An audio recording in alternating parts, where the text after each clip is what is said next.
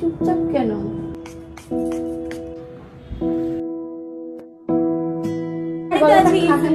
বাড়িতে এমনিই থাকে সবাই।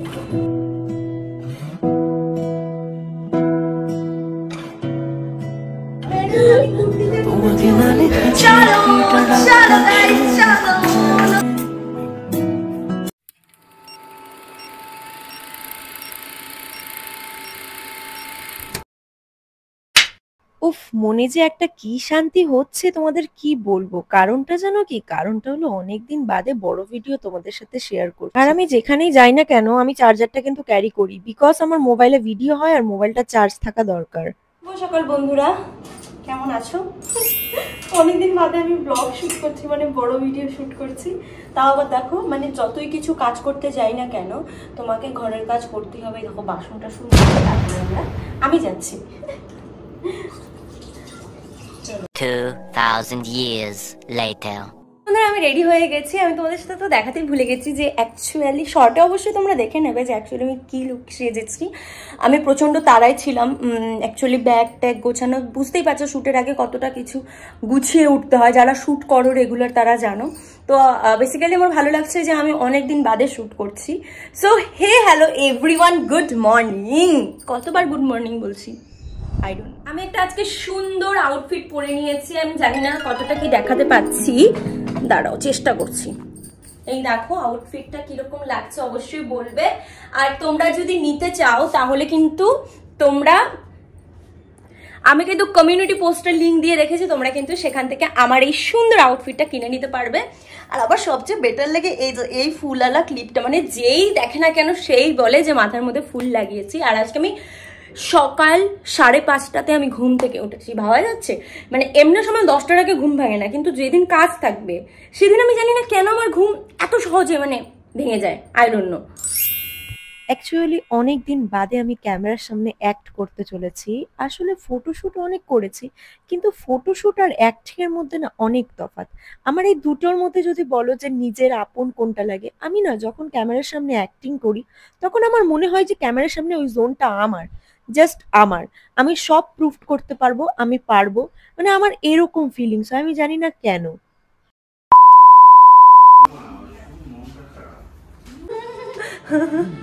মানে এই গানটা এটা কিন্তু যায়। আসার সাথে সাথেই তো হই হুল্লোড় আর একটু প্র্যাকটিস, বিকজ আমরা সবাই চাই যে প্রজেক্টটা ভালোভাবে বেরোক, ভালোভাবে আউটপুটটা আসুক, সেই জন্য। কি হয়েছে বলতো? কি হয়েছে বলতো? আমি দরজাটা খুললাম, ধরো খুলে দিয়েছি। না তোর কি হয়েছে মা? আমিও গুড ভাইবস ইউজ করি দিদি। আমিও। আমার গুড ভাইবস সত্যি খুব ভালো লাগে, কোনো সাইড এফেক্ট হয় না, কোনো কিছু সবার স্কিন টোনে যায়। হ্যাঁ সবার স্কিন টোনে যায়, সবার স্কিন টোনে যায়। আমি রাইস টোনারটা ইউজ করি, আমার খুব ভালো লাগে। হ্যাঁ, তোমাদের সাথে শর্টসে আমি অনেক কিছু শেয়ার করেছি যেখানে বলেছি হ্যাঁ ইন্ডাস্ট্রির সবাই খারাপ না, জেনুইন ভাবেও কাজ পাওয়া যায়।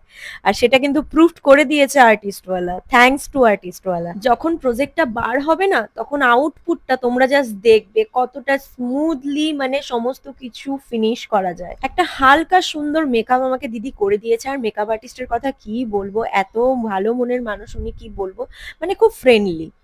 যদি সবাই বলে আমি বিয়ে করেছি তাহলে তো আমি তো অনেকজনের বলি। হ্যাঁ বন্ধুরা, আমি বিয়ে করেছি, তা বরকে খুঁজে পাচ্ছি না। লাইক আমি যদি বরকে খুঁজে পাই তাহলে তোমাদের সাথে দেখাবো। আর যারা যারা ইন্টারেস্টেড আছে আমার বরকে দেখার জন্য অবশ্যই কমেন্টে জানাবে, ঠিক আছে?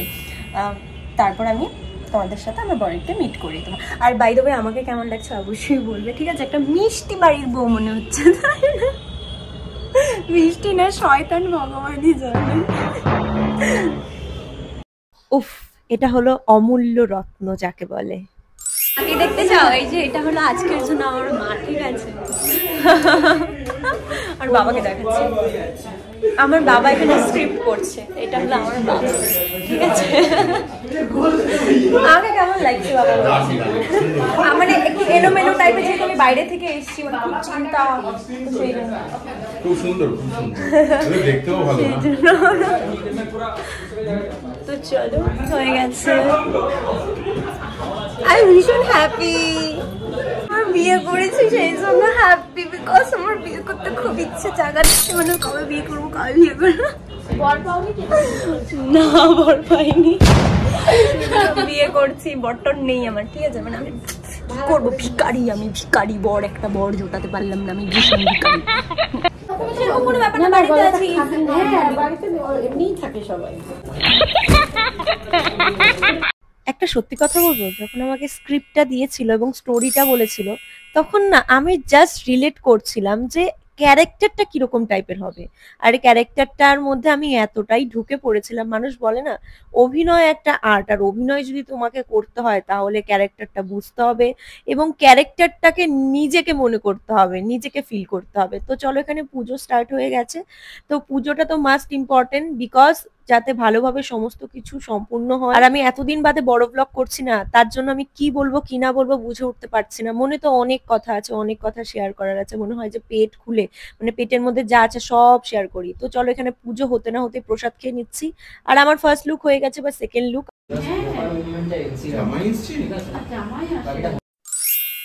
Our next web series, Iron Man from Tissot.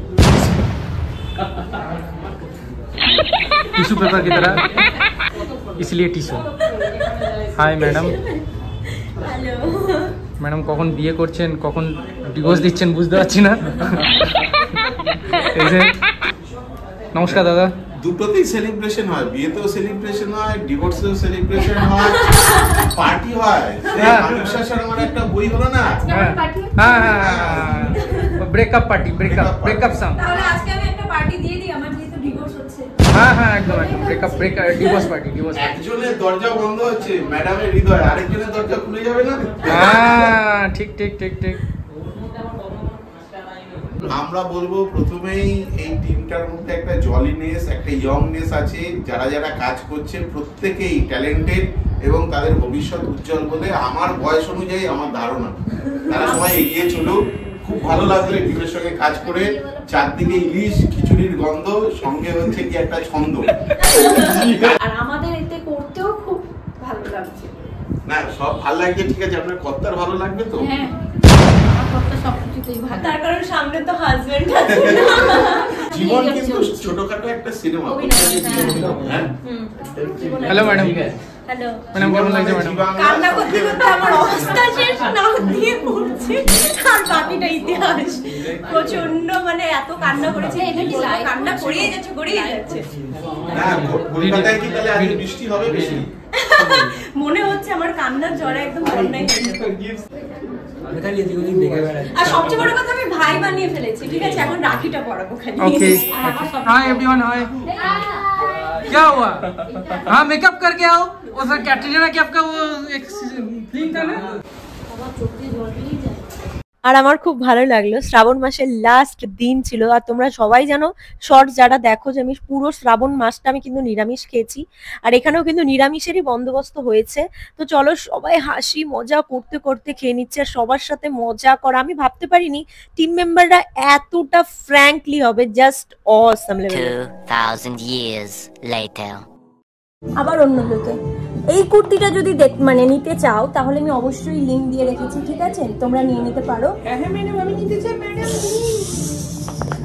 আমি কুর্তিটা নিতে চাই। তোমরা কিন্তু নিতে পারো। আর দেখো এত মেকআপ হচ্ছে, ঠিক আছে, একদিকে ভালো লাগছে নিউ লুক করতে, আর একদিকে আমার মনে হচ্ছে আমি কখন ঘুমাবো। আচ্ছা, নাকের কথাটা বলবো। নাকের মেকআপ করতে ভালো লাগে, এদিকে কি করে রেখে দিয়েছে নাকের অবস্থা। সবাইকে দেখাবো, সবাই জানে আমার নাকের মধ্যে একটা হয়েছে ব্লেন্ডার। কেন পাশ থেকে জানি কি বলছে আমি সুন্দর না? আমি বলিনি, আমি বলেছি যারা সুন্দর নয় তাদেরকে মেকআপ করতে হয়। সুন্দর না, আমি সবসময় ন্যাচারালি থাকি। দিদি, আমি যখন এসেছিলাম আমি ন্যাচারাল ছিলাম না, বলো? এখনো ন্যাচারালি আছে। হ্যাঁ, সো মানে তুমি বলতে চাইছো যে মেকআপ করে কোনো ডিফারেন্স নেই। আমাকে সব দেখি। তো গাইস, আমি চলে আসলাম আবার নতুন একটা লুকে। এবার না আমি একটু মানে বঙ্গাল চেষ্টা করছি। ইরাম গান প্লিজ গান অফ করো না। আমি এখন পুরো নতুন একটা লুকে চলে আসলাম, মানে আমি একটু লাইক চেষ্টা করেছি মানে লুকটা বঙ্গাল টাইপের, বিকজ আমি এখানে দেখো অনেক জুয়েলারি পরেছি প্লাস কুর্তি পরেছি, আর কুর্তির লিঙ্কটা যদি তোমরা চাও তাহলে আমি ট্যাগ করে দেবো। আর শর্টে তো মানে তোমাদের কি বলবো মতামতটা জানিও যে এতদিন বাদে আমি তোমাদের সাথে মানে বড় ভিডিও শেয়ার করলাম। তোমরা লাইক 1 থেকে 1.5 মাস ধরে আমার শর্ট ভিডিও তো অনেক ভালোবাসা দিচ্ছ, তো বড় ভিডিওর মানুষেরা যারা দেখতো তারা মিস করছিল আমার বড় ভিডিওটা, তো তাদেরই রিকোয়েস্ট আমি কিন্তু বড় ভিডিও আপলোড করে দিচ্ছি। তোমরা যদি দেখে থাকো অবশ্যই লাইক দেবে, ঠিক আছে? তো চলো নেক্সট আরেকটা শ্যুট আছে, নেক্সট আমার আবার আরেকটা ক্যাফেতে শ্যুট আছে, সেটা আবার ওয়েস্টার্ন লুক। সো আমি এখনের মতো কথা বলা বন্ধ করছি। একটা সত্যি কথা বলবো, আমি না যার তার সাথে খুব সহজে মিশে যাই, কিন্তু প্রথমে ধরো আমি যখন কারোর সাথে নতুন কথা বলছি তখন আমার মনে প্রশ্ন আসে যে সে কি আমার সাথে ভালোভাবে মিশবে। তার জন্য ধরো 2 থেকে 3 মিনিট আমি চুপচাপ থাকি, আর তার জন্য না আমাকে সবাই ভাবে যে আমি অনেক ঘ্যামি, কিন্তু না, একদমই না। চলো গাইস, চলো নতুন ডেস্টিনি, চলো চলতে हैं নিউ ডেস্টিনি।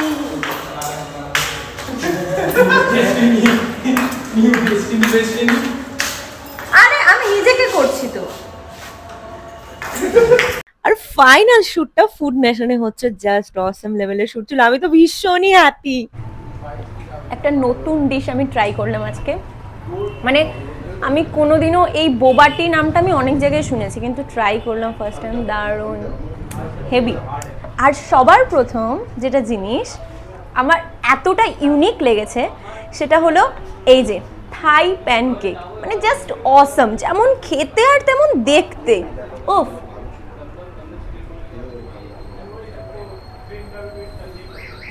Two good. যারা বানানা খেতে ভালোবাসো, পুরোটা বানানা দিয়ে, মানে ফিলিংটা পুরো বানানার, দারুণ, সত্যি দারুণ, টু গুড। এখানে অনেক কিছুই ছিল, চিকেন পিজা, চিকেন মোমো, কিন্তু আমি কিছুই খাইনি, আমি জাস্ট শুটের জন্য পোজ দিয়েছি। এটা মানে বাবল টাইপের কি জানি আছে, জাস্ট অসম, পুরো রিফ্রেশ ফিল হয়। আর এত ইউনিক রেসিপি যদি তোমরা ট্রাই করতে চাও, সত্যি বন্ধুরা আমি একদম মানে অনেস্ট রিভিউ দিচ্ছি, তোমরা অবশ্যই আসবে ফুড নেশনে। আমি নিচে এর ফুল অ্যাড্রেসটা কিন্তু লিখে দিয়েছি, তাড়াতাড়ি। তোমরা যারা আকাঙ্ক্ষা থেকে দেখছো, মানে ধরো নিউ টাউন সাইডটা থেকে দেখছো, তারা কিন্তু অবশ্যই ফুড নেশনে এসে একবার অন্তত ট্রাই করতে পারো। দেখো আমি কোনো প্রমোশনাল ভিডিও করছি না আমার চ্যানেলে, আর হ্যাঁ আমি ওদের চ্যানেলে আমি করেছি, কিন্তু আমার চ্যানেলে আমি করছি না, কিন্তু আমি অনেস্ট রিভিউ দিচ্ছি যে খুব ভালো কোয়ান্টিটিও দেয় এবং কোয়ালিটিও খাবারের খুব ভালো মেনটেন করে ওরা, আর খাবারের টেস্ট। আর ওখানে যদি তোমরা যাও না তাহলে থাই প্যানকেকটা অবশ্যই ট্রাই করো। আমি পুরো ফিদা হয়ে গেছি, আমি আবারও গেলে আবারও ট্রাই করবো। তো চলো আজকের মতো ভিডিওটা এখানেই শেষ করছি, ভালো থেকো, বাই বাই।